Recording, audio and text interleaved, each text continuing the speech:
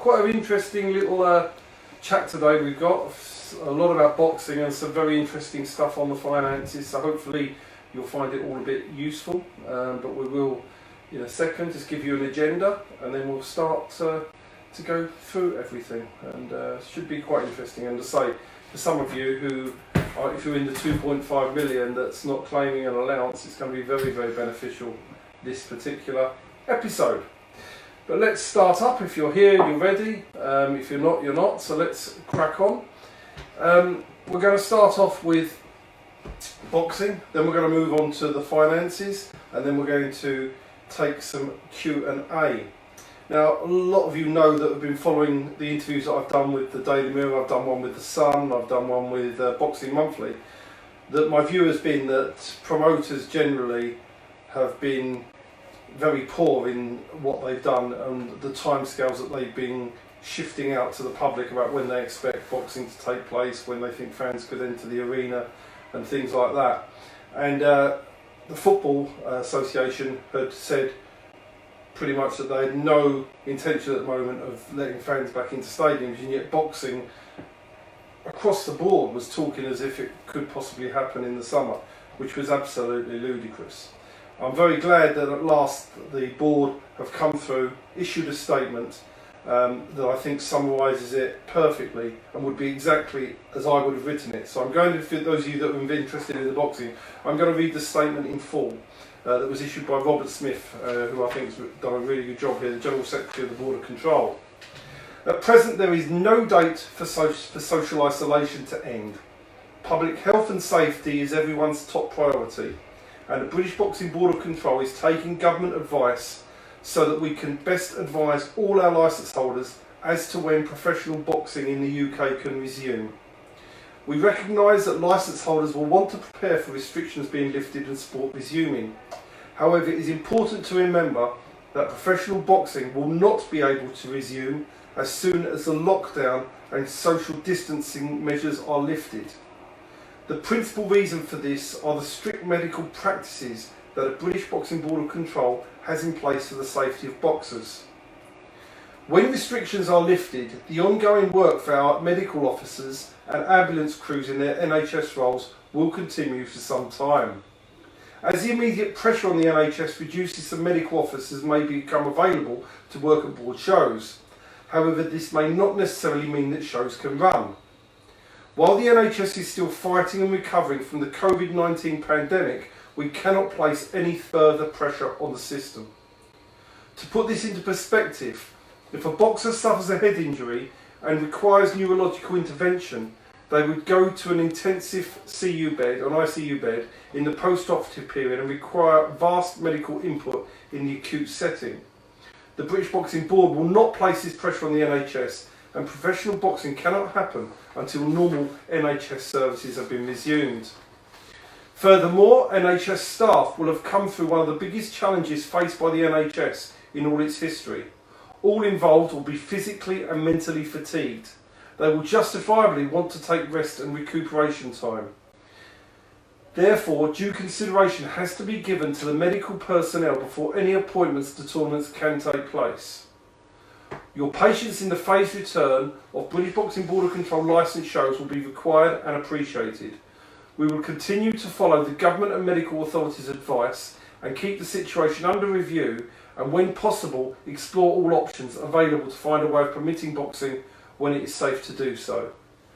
At last, hooray, we've got some sense that I've been saying for many weeks as to what is going on. So now perhaps boxing can stop the nonsense about shows taking place in April, May, June and whatever. When does this mean boxing can take place? Well, I think the first boxing that will probably take place will probably be behind closed doors. But even that looks a way off, judging by what the board is saying there and judging by where we sit in terms of medical science. We have got the Oxford University saying that they may have 1 million doses of a potential vaccine in September. Well, that would be welcomed. But at this stage, for anybody to think they're going to be boxing, in my opinion, this side of the summer is ludicrous. And maybe promoters can stop peddling the false hope now. So that's it, but I want to say I wish they'd done it before, but the Board of Control have done a great job in issuing that letter to everybody. So let's now move on and talk finances. Firstly, let's look at the week's markets, and I want to convey something that is for all of you generally who are watching here. A lot of people do feel, they look at the FTSE 100 and the FTSE goes down and they then are accepting of the fact they should lose money. Now this week, for example, the FTSE has lost, I think it's 0.95% of its value. And I can honestly tell you this, and my clients watch this. The lowest return any of my clients in a low risk fund have achieved this week is 1.3%, and those in higher risk funds around about 4%.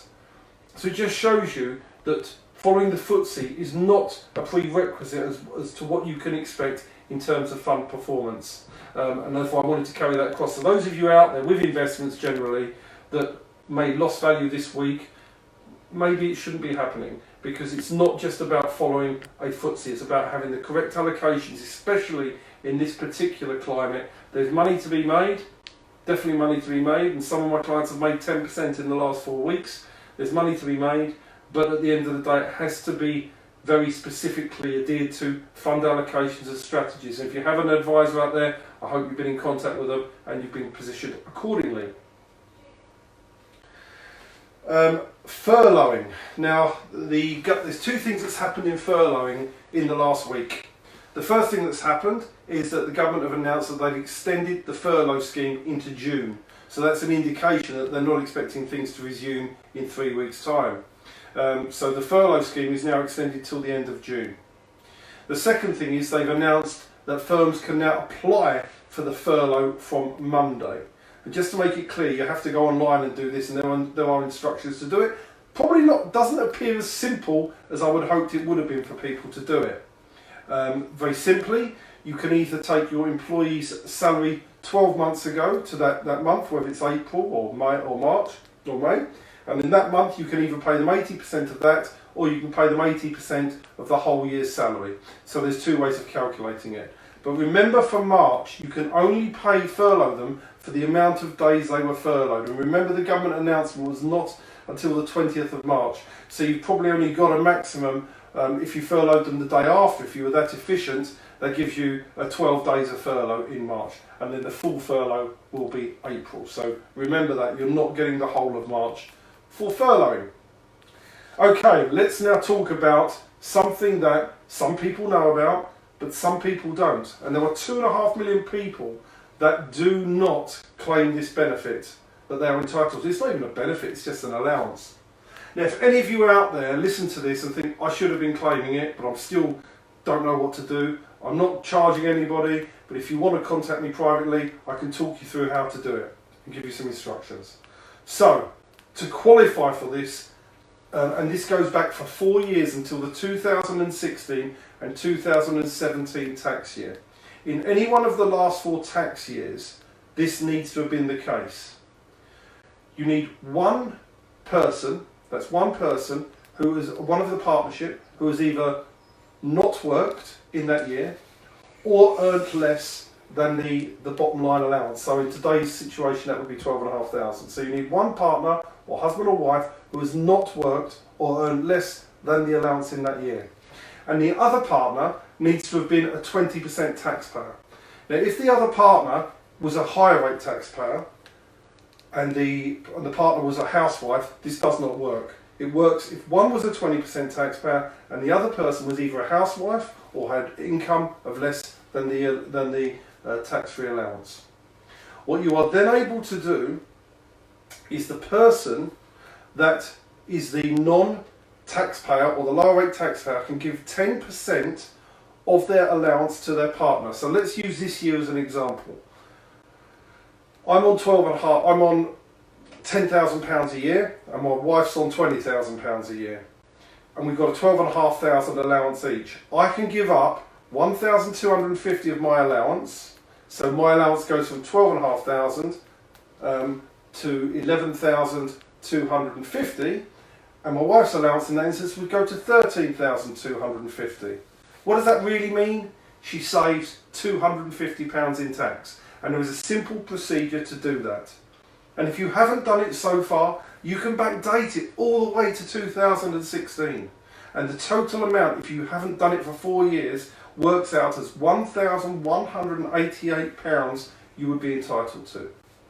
So I hope you've understood that. It's called the Marriage Couples Allowance. It also applies to those who are in a civil partnership. So if you do understand that, go and do it yourself. But if you are stuck, come to me. I'm more than happy to help any of you that need any help with that. So that's pretty much it from where I need to come across to you. So if there's any questions about anything at all, I'm happy to answer them on this 4.0 Lowdown Lockdown. Or Lockdown Lowdown. Okay, so we've got a question from Daz. He says, evening, when the boxing returns, do you think that the TV channels should try and promote British boxing shows like you put on? And should the British Boxing Board of Control do more to support? I think the problem is you've got market forces. The board can't control the TV companies, and it's the TV companies that generate the money for the promoters. Hence, say for example, Frank Warren and Eddie Hearn will get all the lion's share of the money. The rest are there for scraps. The board I think do a really good job overall. They do a good job for everybody, but they can't force TV companies to want to show our shows. Do I think our show should be on TV? Yes, because if we had the money as well, we could put on shows rivaling anybody out there. I'm sure we could do a fantastic job. We've got the infrastructure to do that. But I don't think it happens at the board. It's down to the TV companies. And whilst they look for celebrity promoters, which is what they're doing at the moment, it makes it very difficult to break through. And that's the problem from our end. And it's going to be smaller or off-TV promoters that are going to find the struggle going back. And I'll talk more about that in time. But there'll be a lot of small promoters, I think, that die from this. Okay, and we've got a message from Karina. Do you think we'll not see a packed York Hall or Emirates again until we have a vaccine? The only way I can see it before then is if there's a policy of a person carrying something to show they've been tested. Or, sorry, just froze on there, bear with me. Here we go. They've been tested or having to have a test before they go in the venue. Totally agree, Queen. I think that's a really, really good point. Unless people have got the confidence that they can go without getting a virus, there's an issue. But let's imagine going to London. How do you get there? Do you go on the tubes? Do you go on the buses? You're going to have to engage with people to do it. And I think until there is something out there, I think there'll be some people that wouldn't care. But I think there's going to be a lot of people that will be very scared to go out into these places, and I think rightfully so. I think the fact about testing before they go in is a really good idea. But let's say, for example, a small hall that really needs to sell out a venue to make it work.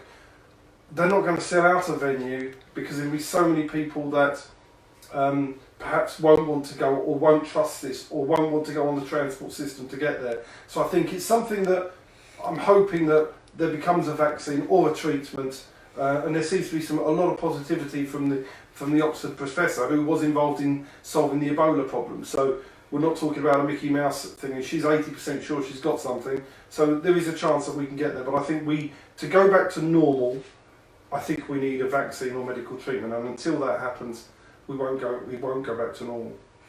Okay, and we've got Trevor. It says, evening Steve. Hi Trevor. Looking good as usual. How do you think mortgage lenders are treating people who are furloughed? Right, mortgage lenders are basically having a look at their liabilities now, and if somebody has been furloughed, they will only now take into account their furlough money. So that makes a massive difference to lending.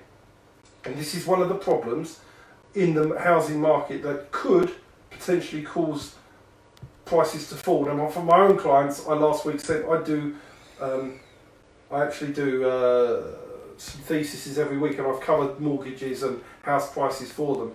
But it is one of the issues going forward, and it is going to restrict lending, and it is going to restrict prices. So yeah, it's a situation where if you're furloughed, you will only be able to borrow the amount that you're receiving under furlough. So it's a big difference to a lot of people, especially if they're losing overtime, bonuses and everything else. Okay, and we've got Alec Wilkie. Good, Alec. I hope you're well, Alec. Hope things are coming all right for you. Said, I think you was right a couple of weeks ago about no small hall shows until March. And that's still my view. I gave an interview to Pat Sheehan of The Sun 2 days ago, and I said that to him. I hope I'm wrong. And I said to Pat, I don't want to be portrayed as some doom or gloomster. I don't class myself as that. I just class myself as a realist. And I think we need to be prepared for that to be the case. But obviously, if a vaccine comes and it can be mass produced, we may be able to go earlier. But I think realistically in my mind, I'm thinking that is very possible. And I think it's what I've been saying all along. And I think that's still the most likely outcome. Although, as I said to everybody, I have shows booked in September for various promoters who we work with. We haven't cancelled them yet, but I can't realistically see them happening. And I think realistically, March looks to be the most logical starting point, bearing in mind we don't do shows in January or February. So the chances are we're going to go the end of this year. I can't see it at this stage. But this is an ever-changing environment that we're working in, so never say never. So all I'm saying is, if I had to have a bet on it, and I was doing this, I would make March the favourite.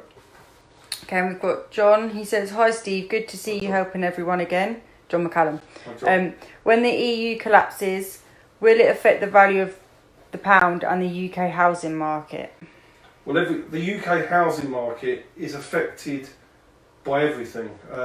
And the EU, well, you're presuming the EU is going to collapse. If you talk about the European Union and people leaving it, I think for those of you that voted, and again, I don't want to go into the Remain or Leave campaign, but I don't think the EU have done a very good job of showing why everybody should have stayed in. So those people that have voted to leave, I think they can use what's been going on in the EU as a good reason for doing that.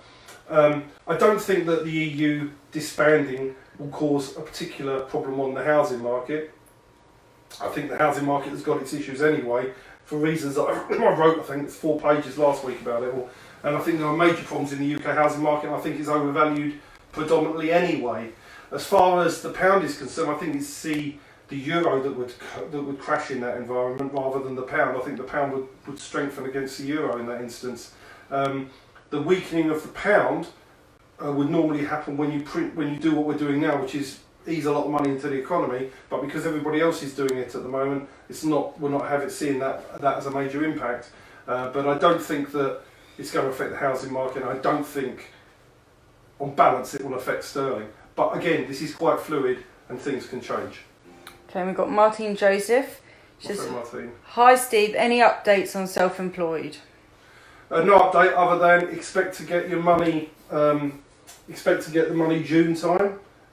It's pretty much what they said. They're going to write to everybody who qualifies, and to just very simply qualified, it means that you need to have been self-employed in the year 18 to 19, and your self-employment needs to have been more than your employment in any one of those 3 tax years. And as long as that's the case, you will qualify. And my understanding at the moment, although it can change, is that they will write to everybody and inform them of the rebate that they are entitled to. And it will be a taxable amount. And they have not announced an extension to the self-employed system as they have the furlough system at the moment. But I would imagine that would be a possibility that they would do it. It is announced with self-employed. Just want to stress is what I believe this depends on are 2 things. One, you can't have small hall boxing when there's social distancing enforced. And how can the government encourage social distancing to disappear if the virus is still out there and being passed? Because people aren't going to want to do it. So I think a lot of this depends on the medicine and the science, and that's why I was very keen to see what's going on with the Oxford professor, because I think that this all hinges on the medicine. And if for example, there is no, this continues for 12, 18 months, then we're going to be sitting it out. I think that once the strain is down on the hospitals and the strain is down on the doctors and the nurses, let's say we're down to 200 deaths a day through social distancing, and there is social distancing, I think they could then do behind closed doors for the bigger shows, but unfortunately that doesn't help boxers who are like yourself, who are top quality boxers but haven't got a TV contract yet, and that therefore it hurts those at that level, and and that's a shame. But that's where the problem is going to be.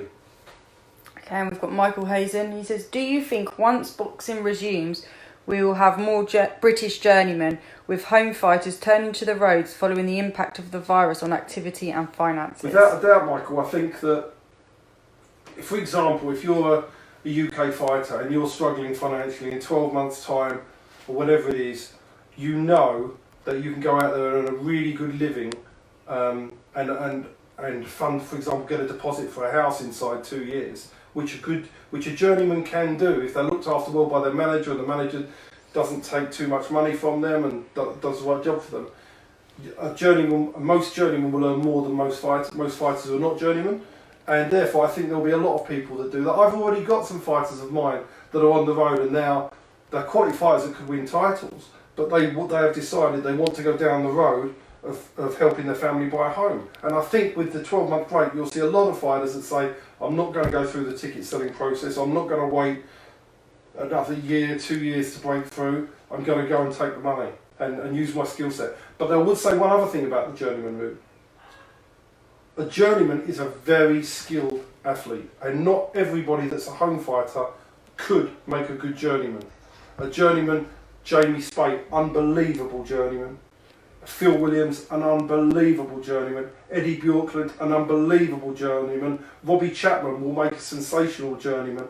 These fighters who are on the road have got the skill set to not get hurt and to make considerable amounts of money. But I think providing you're the right type of fighter and you've got the right manager, and that's important, that you don't get put in the wrong fights and get hurt for not proper money, then I think you can make a really good living out being a journeyman. And sometimes in life you've got to look, if I've got a skill set and I'm not going to become a world champion, why not go and set myself and my family up for life? Okay, and we've got Steve Tiffin. He says, good evening, Steve. Hi, looking Steve. well. If the vaccines are here soon, what timescale do you think we'll be looking at things changing, and what percentage do we need to be at for things to start turning and getting back to some normality? Well, I think that's more of a medical question, but I mean, in terms of the vaccine, it's not just the issue of getting a vaccine, it's a case of getting the mass production out so that people are not scared to go out. Now, I've got underlying health conditions. I've got no intention of going to a theatre, a boxing event, a restaurant, a bar. I have no intentions until it's safe to do so. And there's a lot of people in the country that are like that. So I think until people like me will feel safe in going out, and no, because if I get it, I could be in serious trouble. I think we're living under this cloud. What I do think will happen is that we will ease back into business and ease back into work with social distancing. So it will mean that businesses can resurrect themselves and get started, because we have to get the economy going again. But it will mean that certain sectors of the economy will be affected for longer, and there will have to be social distancing. We're going to live a different life until this is sorted, and it may be for a little bit longer than we are being told, because what's happening is, in my opinion, we're just gradually got used to it rather than being delivered all the bad news at once. It's there for us to see, and that's why I was saying what I was saying about boxing, because it's quite clear for me, and it's when other people are saying what I consider to be nonsense, that's why I've been speaking out and looking at an alternative view, really, and what I believe is the right view. Okay, and Daz, again, he says, what's your view? What the view is? Sorry, he asked because apparently he asked some sort of question last week, but his crashed, he didn't hear. What the view is on taking a pension pot out and investing it against staying in a final salary pension? Okay, that's a very difficult one, and you do need specialist advice for that. When you have a final salary scheme, this is no advice. You have got guarantees of what pension you're going to get. When you transfer it into a personal pension, you are then depending on that performance of that fund delivering you the amount of money and not going wrong. Now, if somebody, for example, transferred their pension into a really poorly performing fund in February, they would have took a massive hit to that pot of money. So it does depend on what people want, but to give up a guarantee requires a very, very good reason, and it requires a substantial amount of money. Now, what some providers are doing who have got final salary schemes is that they are worried about their liabilities within the scheme. So they're throwing money and giving more money trying to encourage somebody to leave. So if somebody is thinking of doing that, they must not make a decision without getting specialist advice. That's what I would say. So there are different arguments on each one, and it totally depends on the scheme and what somebody's personal situation is and what they want, whether they want the pot of money to pass to their generations or whether they want the guarantees. It's a very complex area. Okay, and we've got Trevor. He says, Steve, how long do you think the government can afford to extend the furlough arrangement for? Honestly, I think they'll extend it for as... When we say about how long the government can afford to extend it for, we've got to remember what we're talking about. A government can always, with the Bank of England, print more money. And by printing money, it technically devalues the currency and causes inflation. But a government can always afford to do that, or borrow money or whatever. So I don't think it's necessarily a case of what they can afford to do. I think it's a case of what they have to do in these exceptional circumstances. And I think they are hoping and banking that somebody's going to come up with some medical science. Because I think that when you finish this furlough and they allow people to go back to work, I still can't see theatres opening. So what are they going to do with them? I think bars are in trouble. I think restaurants, they can do takeaways, but I mean, you imagine going to a restaurant and going out for a meal with your wife and sitting there, and we're sitting there in September, and they've all been wearing masks, but they're in there and they start coughing next to you. Number one, you probably want to punch them, and number two, you probably feel really uneasy and want to leave. So I think a lot of people are just not going to want to do that. So I think there's an awful lot of things to play out here. But what I'm hoping and praying for boxing, for everybody and anything, is that, and for everybody's lives, is that there is some form of medical breakthrough. But remember, you've got the world's best people looking at this, and everybody's going to push through everything to try and break this through fast. Do I believe that there could be a vaccine before 12 to 18 months? Yes, because I believe, like I always do, prepare somebody for the worst and then everybody can be a hero when they deliver it earlier. So yes, I do believe there can be a vaccine earlier than that, and that's why they put down the Oxford professor who said September, because they don't want to raise expectations. Just what people do in life generally if you're being smart. Okay, and I've got 2 messages from Liana, so I'll read both out because it's just an add-on. She said, Hi Steve, if someone was furloughed in March but has not yet applied, would that likely mean that that person will not start to receive payments in June? Thanks as always. But hi again, regarding my last post, that obviously relies on the individual applying in the very near future. No, when you're furloughed, it's not the individual that applies. So what happens is your employer, so we'll cover the self-employed bit in a minute, but the employer furloughs you. So they have to write to you and say, we are furloughing you. Then what happens is that you then receive the money from the employer. Now the employer could say, well, I'm not going to receive the money from the government for a few months, so I'm going to pay you backdated. That's okay, you've got to accept that. But so you don't have to apply to be furloughed, it's the employer that tells you you're furloughed. If you are self-employed, if the people are self-employed and they want their 80%, they don't apply either. They just wait for the government to let them know, and obviously if they don't, then you'll be on the case to them by June. But as far as furloughing is concerned, the onus is not on the individual, it's on the employer to tell the employee. Any other questions, go on and give me a call. And we've got Liam Conroy. My friend Says, Liam. Hi boss man. Hello mate. Do you really think they will let boxing shows happen behind closed doors if social distance rules are still in place and gyms like ours are not allowed to open? Seems madness. I agree. I think it's the first. I think behind closed doors happens before attended shows happen. But to me, and I'm always told by Kevin that I'm very pessimistic. So I'm trying not to be as pessimistic as I normally am because. But yeah, of course that's logical. The only thing about that though is that if, for example, you go behind closed doors and everybody's tested before they go in, then it's safe. As long as you've got the proper test to prove that everybody in that venue has not got it, I think it can take place. But I think it would be more problematic, but I think you could do it. You can't do that in small hall, it would be too expensive to do it, and I don't think people would trust it. But behind closed doors, I think it's doable, but it will happen first. Behind closed door boxing will happen well before you get crowds at boxing events. Okay, we've got Renos. Renos, my good friend. Now Renos is my friend from, I've known Renos for 45 years. He's one of my good friends from Ivy Grove store in London. We used to go on holiday together, and now he's a reverend down in Cobham. He's a great man, Renos. So I had to say that because he's just a good man. He says, "Hi Steve, love listening to your wisdom. Thank you, my friend. Are there currently structured products on the market? Thank you." Yes, there are. There's structured products are, for those of you who don't understand what they are, please do not go off and invest in a structured product without getting advice, because there are lots of structured products on the market, and some of them are amazing. And in answer to your question, yes, there are. And what happens with these particular products, when markets fall in value, the terms of structured products get better. But these are, I don't want to go too much, they're for my individual clients to know about and know which ones are. But Renos, yes, there are. And by all means, give me a call Monday and we'll chat about them. And that's all the questions we've got today. Right guys, thank you very much for today. Thanks for listening in. It's very much appreciated, and I hope that I've been able to help some of you in one direction or other. But to say, anybody that needs any help, I'm here to help you. It's not about making money. It's if I can help you through these difficult times with a bit of advice or a bit of help, you've only got to send me a message and I will do my very best.